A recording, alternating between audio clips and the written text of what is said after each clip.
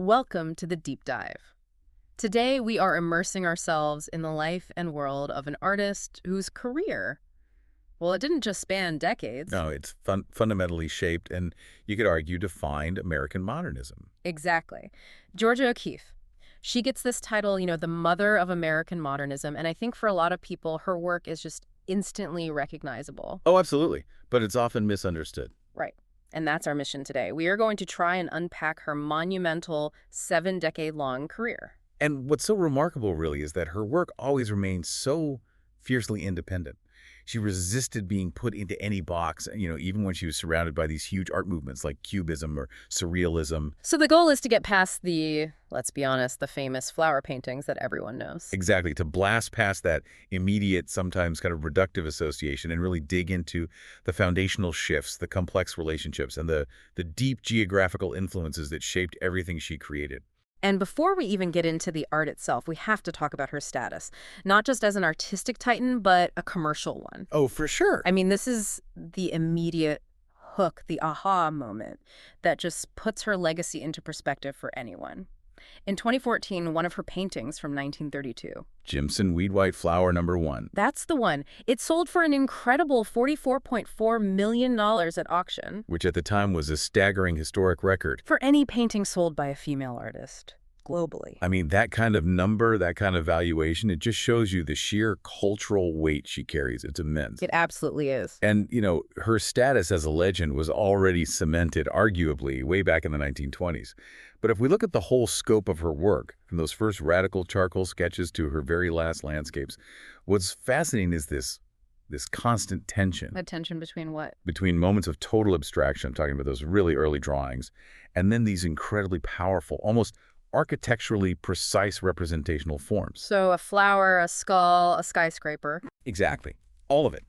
But here's the key. Every single shift in style was drawn directly from the sensory environment she was living in. And that's what makes her work feel both universal and, at the same time, intensely personal. Okay, let's unpack this journey. I think we have to start with the origins of that fierce independence you mentioned. Right. This is our first segment, the foundational break. We're looking at how O'Keeffe moves from academic realism, which she had totally mastered, to this new world of abstract sensation. This is all happening in the years leading up to about 1916. So she begins her life in Sun Prairie, Wisconsin in 1887. She was the second of 7 kids. And she knew she wanted to be an artist really early on, right? Famously. By age 10, she had decided. But her early training was, well, it was anything but revolutionary. It was academically rigorous, it was demanding, and it was purely traditional. So she starts at the School of the Art Institute of Chicago in 1905. And we know from the records she wasn't just good, she excelled. She ranked at the very top of her class. So wait, if she's mastering this traditional style so successfully, what makes her abandon it? That's what's so striking. She's literally winning prizes for realism. Precisely. That's the core of the drama. After Chicago, she moves on to the Art Students League in New York City. And she's studying under some really big names. Huge names, like William Merritt Chase. And in 1908, she wins the league's prestigious Still Life Prize for an oil painting. It's called Dead Rabbit with Copper Pot. A classic academic The subject. very classic subject. And this win proves she wasn't just proficient in the established style, she was dominant. She was mastering what they call the mimetic tradition. And for our listeners, let's just break that down. What does mimetic tradition really mean in simple terms? It just means the imitation of nature, painting exactly what you see, striving for a realism that's almost photographic. That was the gold standard of high art in the academies at the time. But then, right after this success, she hits a wall. A huge wall. And In 1808. This is that 4-year hiatus period, right? The financial and personal crisis. Yes. Her father went bankrupt, her mother became seriously ill, and O'Keeffe suddenly has to take on commercial art jobs in Chicago just to get by. But the crisis wasn't just about money. It was artistic. It was existential. Completely. She stops painting. For 4 whole years, she doesn't pick up a brush for fine art. And she later said that she looked at the entire career track she had been mastering, this mimetic tradition, and just realized she had no interest in pursuing it. She found it intellectually bankrupt. That's the word. She even expressed this physical rejection of it. She claimed that the smell of turpentine, the oil painter's classic medium, literally made her feel ill. Wow. That is a potent rejection of the old It's ways. visceral, isn't it? Yeah. It's not just an idea. Her body is rejecting it. The break wasn't practical. It was a deep ideological statement against the rigidity of realism. She needed a whole new vocabulary. And she finds it in 1912. She does. The pivotal shift comes to the ideas of Arthur Wesley Dow. She took a summer class at the University of Virginia, and the instructor introduced her to Dow's really innovative teaching methods. So what was so revolutionary about Dow's approach? Dow's whole approach shifted the focus. It moved away from just imitating nature, from what you paint, to the principles of design, composition, and personal expression. It was all about how you structure your feelings on the canvas. And how did he teach that? What was the framework? Well, his structure was heavily rooted in the study of Japanese art, which focuses on flat planes, on spatial organization, finding beauty in simplified forms instead of, three-dimensional realistic modeling. So it's about using the tools of art for expression, not just for copying. Exactly. He taught artists to use line, color, and mass as purely expressive tools, completely detached from the need to just reproduce reality.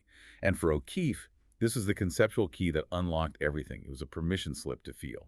And you see the impact almost immediately. It's explosive. In 1915, while she was teaching down in Columbia, South Carolina. That is the moment of her artistic birth, really. She produces this seminal series of highly innovative charcoal abstractions. And these aren't just sketches for later paintings. No, not at all. They were fully formed pieces in their own right, created purely from what she called her personal sensations. She started creating designs without any preliminary sketching, just drawing directly from her internal emotional landscape, She's finally using art to express her most private sensations and feelings. something the academic tradition would never have allowed. It was a radical act. And this is where the legendary connection with Alfred Stieglitz begins. She's in South Carolina, and he's in New York, basically the gatekeeper of the American avant-garde. It's a fantastic story. In early 1916, she mails these radical charcoal drawings to her friend, Anita Politzer. But she doesn't tell her to do anything with them. No, Politzer, completely without O'Keeffe's permission, takes them to Alfred Stieglitz at his famous 291 Gallery in Manhattan. And Stieglitz was the guy, the most influential art dealer and photographer championing modernism in America. He was it. And he was immediately floored by them. He said they were the purest, finest, sincerest things that had entered 291 in a long while. And he puts them in a show. He exhibits 10 of them that April. This gives O'Keeffe instant major exposure to the New York art world before she and Stieglitz had even met in person. That's incredible. So that validation must have just propelled her forward. It did. It propelled her right into the Texas years. She moves to Canyon, Texas in the fall of 1916. She becomes the chair of the art department at West Texas State Normal College. And the Texas landscape, the panhandle, it changes everything for her visually. The scale of it, this immense, vast space, completely transformed her vision and her medium. She started focusing on these expansive views, the intense, almost spiritual colors of the plains at night. So how did that scale and that light actually change the look of her work? Well, the Texas environment led her to shift heavily into watercolor. Because it's faster, more immediate. Exactly. It allows for speed and these beautiful translucent effects. Her watercolors from this period, like light coming on the plains, no. From 1917, they're incredibly atmospheric. She's not painting defined objects anymore. She's painting light itself. She's trying to capture those expansive views using almost indistinct tonal gradations. She was simulating the pulsating effect of light on the horizon, creating these vast, almost celestial circles of color.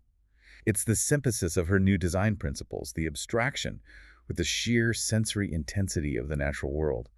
So by 1918, O'Keeffe has found her voice. She's established this artistic language based on internal sensation and the external environment, mostly in Texas.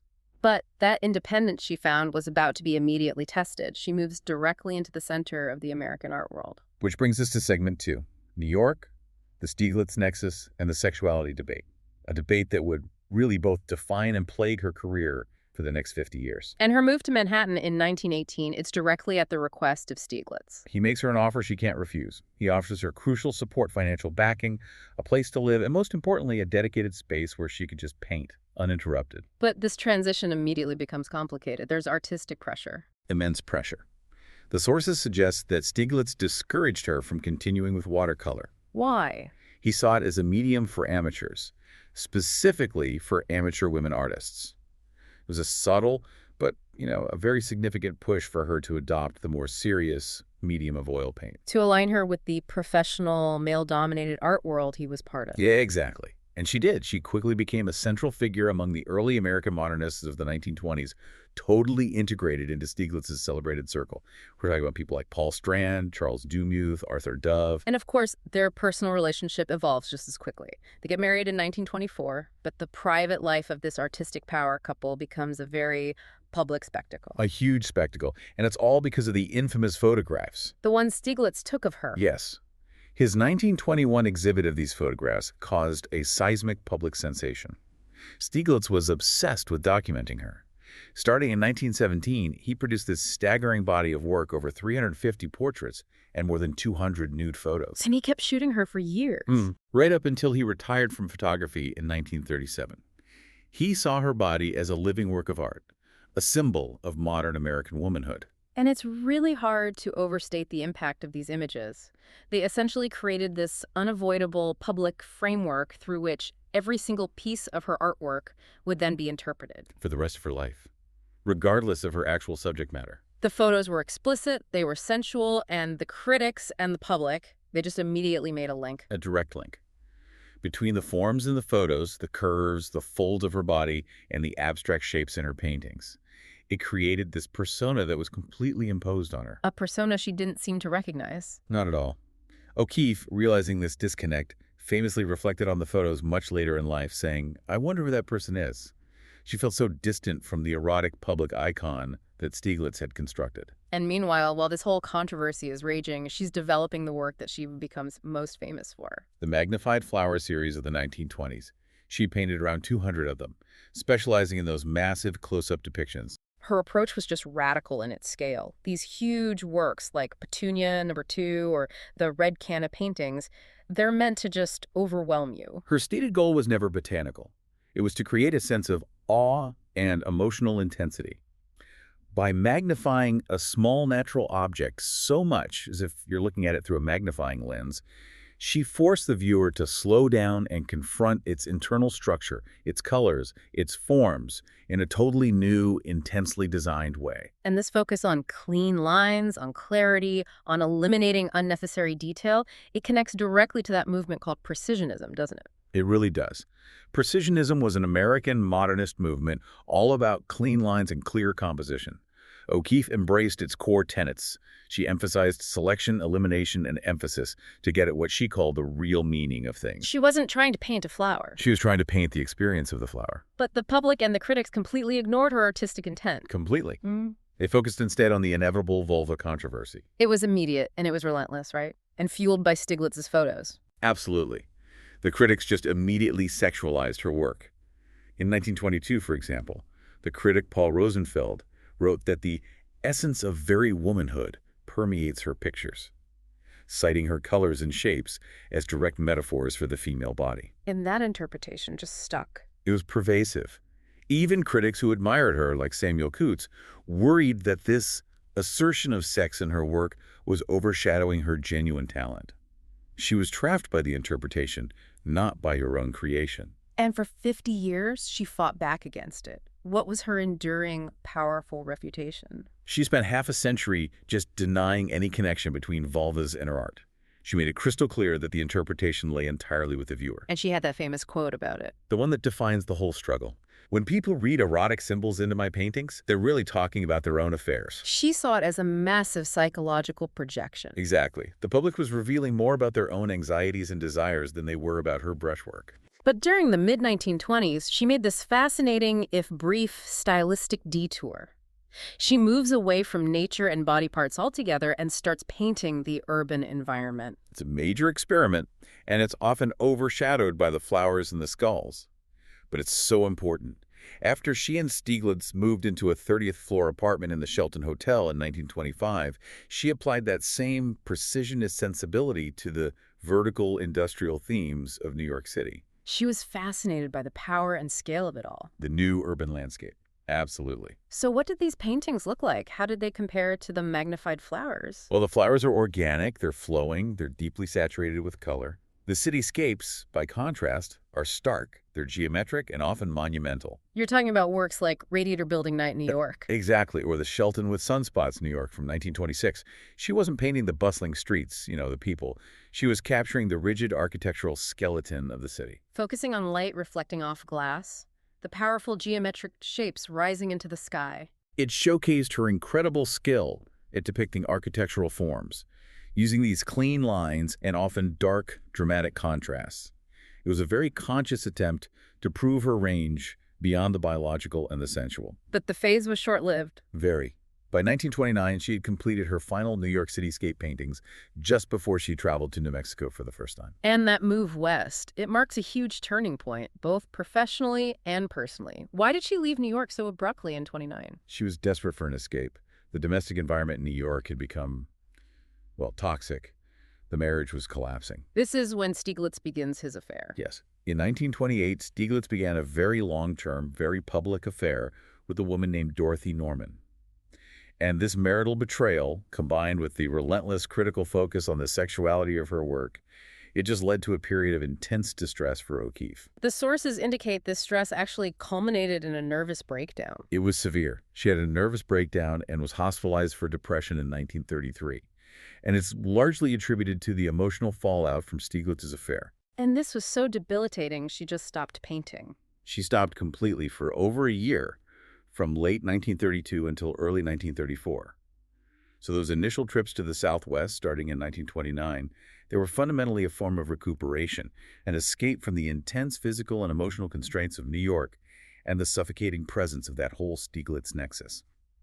And that painful turning point, it transports us directly to our third segment, the Ghost Ranch aesthetic.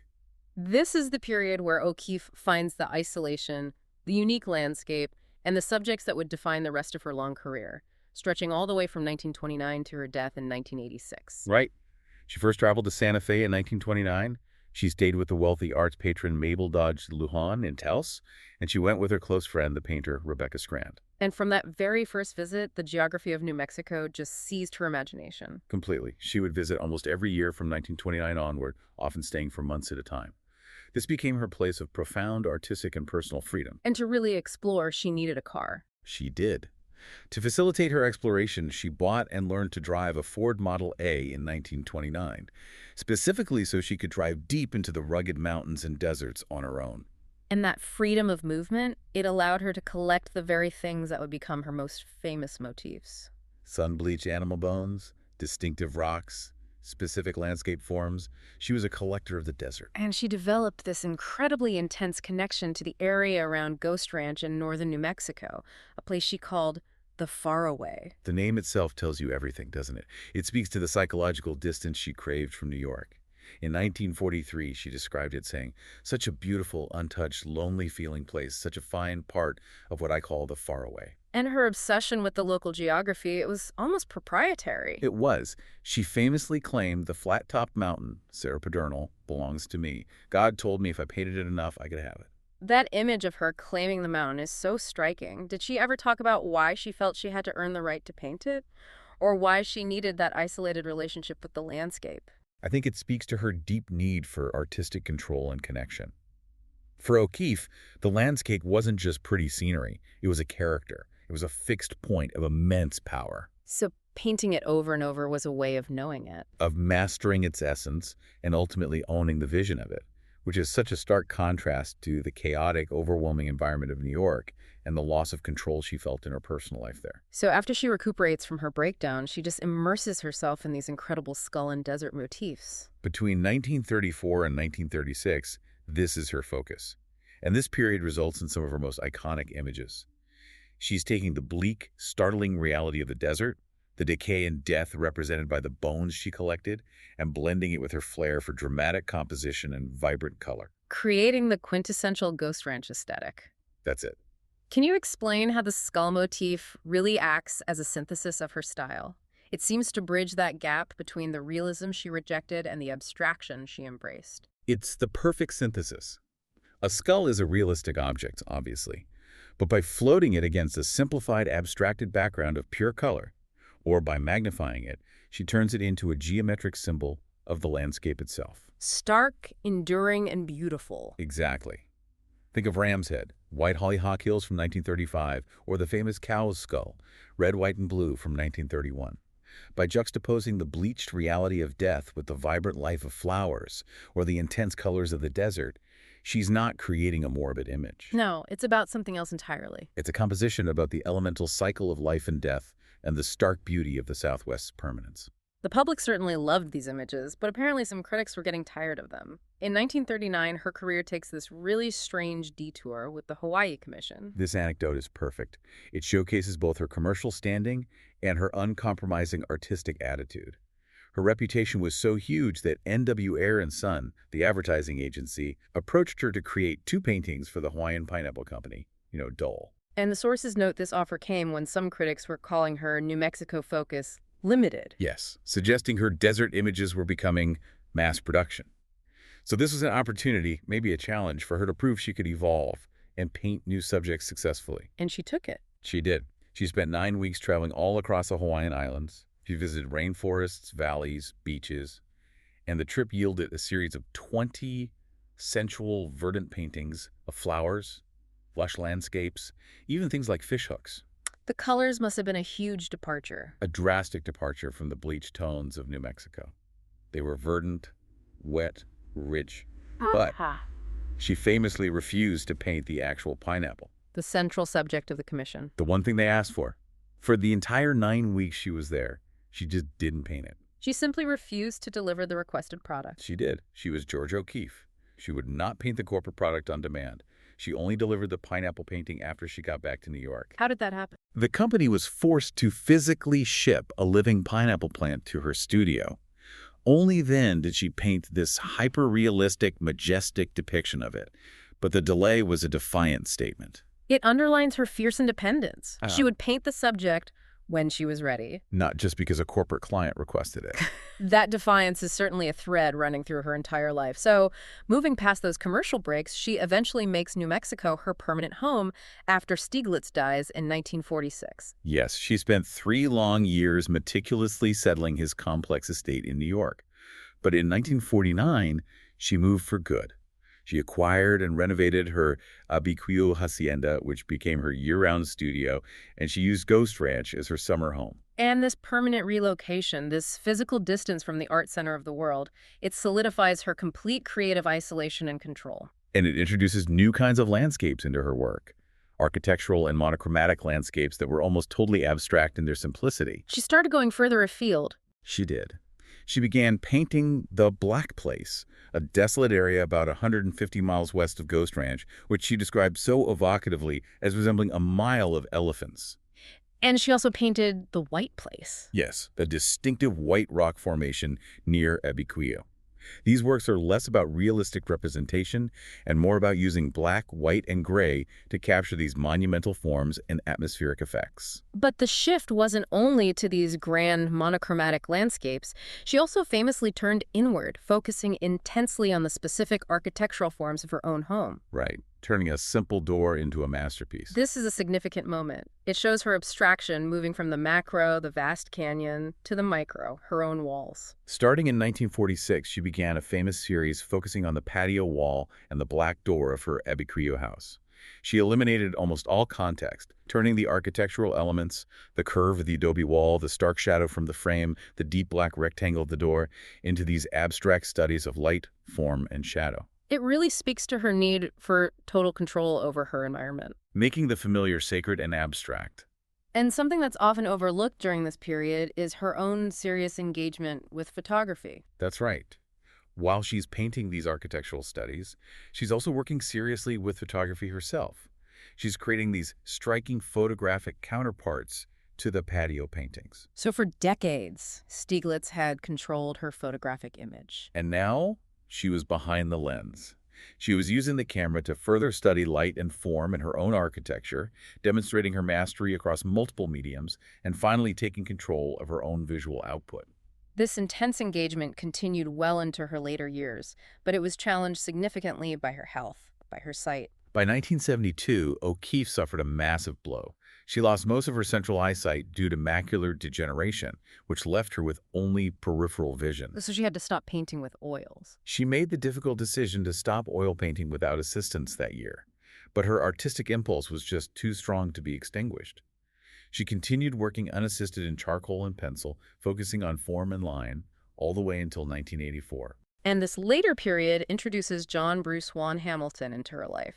He seems to have played a critical role in her final creative chapter. He did. Hamilton, who was a potter, was hired in 1973 as her live-in assistant and caretaker. He was much, much younger than O'Keeffe, and he was really instrumental in renewing her creative energy. So despite her vision loss, he encouraged her to keep creating. He did. He encouraged her to resume painting and even taught her to work with clay, introducing her to sculpture. He worked for her for 13 years and helped her write her best-selling 1976 autobiography, Georgia O'Keeffe. Which further cemented her legend just as she was losing her ability to paint. Exactly. She died in Santa Fe in 1986 at the age of 98. And fittingly, her ashes were scattered on the land around Ghost Ranch, the place she had claimed as her own. O'Keeffe's legacy is just immense, it's enduring, and as we've seen, it's deeply complicated, especially when we talk about her identity as a woman artist. Right. So let's move to our final segment. Art, identity, and legacy, focusing on her very deliberate rejection of the feminist label, even as that movement sought to champion her. But before we get into that contradiction, we have to acknowledge her formal acceptance into the upper echelons of American culture. It was unprecedented for a woman in the fine art world. She received the Presidential Medal of Freedom in 1977 from President Gerald Ford. And the National Medal of Arts in 1985 from President Ronald Reagan. She was also inducted into the National Women's Hall of Fame in 1993. Her commercial and institutional acceptance was absolute. I mean, within a decade of moving to New York, she was the highest-paid American woman artist. And that high profile was inextricably linked to the intense, sexualized interpretation of her work that we discussed. Which naturally spurred the feminist art movement of the 70s to embrace her as this revolutionary figure who introduced female iconography into the art world. The feminists just adopted her wholeheartedly. They did. They saw her work as this premeditated statement of female power. For example, the noted feminist art historian Linda Nochlin interpreted Black Iris III from 1926 as a definitive vulva metaphor, a subversive act of visual language. And you see her celebrated in canonical feminist works. Like Judy Chicago's The Dinner Party in 1979, where O'Keeffe gets a prominent place setting. Or Mary Beth Adelson's 1972 Last Supper collage, where she literally replaces Christ's head with O'Keeffe's. She was viewed as the ultimate symbol of female artistic authority. But despite all this high-profile embrace, O'Keeffe consistently and explicitly rejected these labels. This is the great contradiction of her life. It is the core conflict. She was adamant about it. She stated flatly that she did not consider herself a feminist. She actively disliked being called a woman artist, and she maintained that femaleness is irrelevant to the quality of art making or accomplishment. So why the staunch refusal? It seems contradictory. Why would she push away a movement that was trying to celebrate her unique achievement? Well, the refusal stems from her lifelong, fierce individualism. O'Keeffe wanted to be judged only as an artist, with a capital A whose work transcended gender. So calling her a woman artist was, to her, diminishing. Exactly. She felt it was automatically diminishing her achievement, implying that she was only good for a woman. She saw group identity as restrictive. For her, the art was universal, and the identity of the maker was secondary to the result. It is important to note, though, that while she rejected the later feminist label, she wasn't ignorant of gender politics earlier in her life. That is a crucial distinction. The records show she was actively reading books and articles on women's suffrage and cultural politics as early as 1915. She was reading things like Floyd Dell's Women as World Builders. And her friend Anita Politzer was a suffragist. Right, they were in dialogue about it. In 1930, she even spoke publicly about gender discrimination, saying she was interested in the oppression of women of all classes. So she understood and she cared about the issues. She just refused to let her art be categorized or defined by those issues. Yes, precisely. Okay, moving away from the political aspects, let's touch on the wider connections and friendships that provided her support outside of all the Stieglitz drama. Her relationship with Stieglitz was often painful, we know that, especially because of his affair with Dorothy Norman, which contributed to her breakdown. But her friendship with Rebecca Strand was incredibly supportive. They traveled to Taos together and lived with what was described as glee.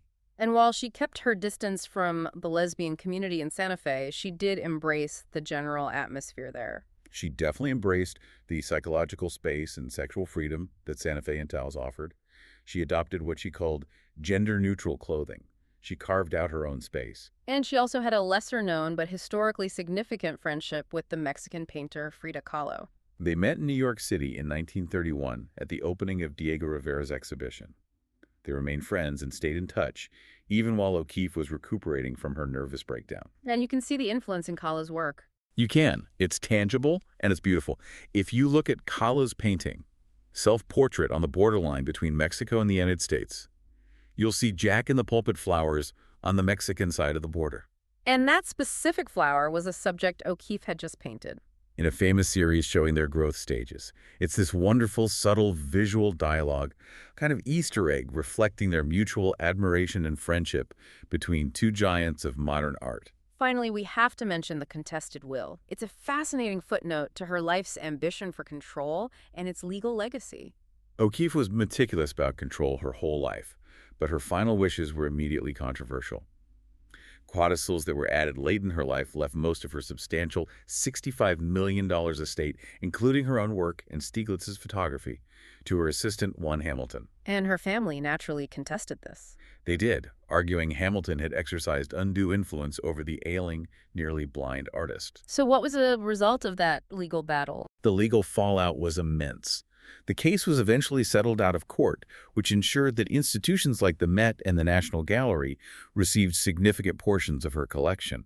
But crucially, the highly publicized legal fight established a famous legal precedent in estate planning law. Regarding bequests to non-family caregivers. Yes, and it continues to be cited today. And as a final note on her enduring presence, her legacy is protected through the Georgia O'Keeffe Museum, which opened in Santa Fe in 1997.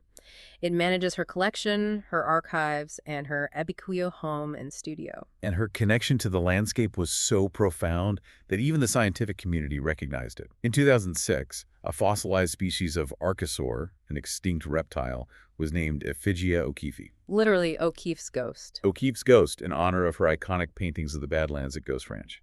I mean, that is the definition of a legacy that penetrates far beyond the confines of the art world. So if we look back at this incredible 7-decade trajectory, we see a story of just relentless artistic evolution. It really is. She starts by mastering the restrictive rules of academic realism, suffers this crisis of purpose, and then finds her footing in the revolutionary ideas of Arthur Wesley Dow. She synthesizes total abstraction, the geometric clarity of precisionism, and the dramatic, stark landscape of the American Southwest into a style that was just uniquely her own. Her journey is one of relentless self-definition. She chose independence and control above everything else. She actively defined herself as an artist first, insisting that her gender was irrelevant to her contribution and demanding that her work be judged on universal artistic merit. And in doing so, she creates a paradox. She paves the way for future generations of women artists by achieving this unprecedented acceptance and recognition. Yet she firmly rejected the very label that the movement later sought to impose upon her. And her greatness, as we've seen, it really lay in the audacity of those early abstractions and her sustained ability to capture that deep, intense feeling, her personal sensations through these highly simplified forms. Whether they were the curve of a skull, the geometric shadow of an adobe wall, or the magnified curve of a flower petal. Which brings us back, full circle, to the central contradiction of her fame and our final provocative thought for you, the listener. O'Keeffe sought to express her most private sensations and feelings through total abstraction in these intensely designed compositions. She became famous, however, precisely because the public and critics, fueled by Stieglitz's explicit photography, insisted on reading those images sexually and symbolically as metaphors for female identity. Regardless of her lifelong protests. Exactly. So the provocative question here is, does great art, once it leaves the isolation of the studio and enters the public gallery, ultimately belong to the artist's original stated intention? Or does it belong instead to the cultural consciousness that redefines and reinterprets it, regardless of what the artist says? It's something to consider the next time you encounter one of her flowers or skulls.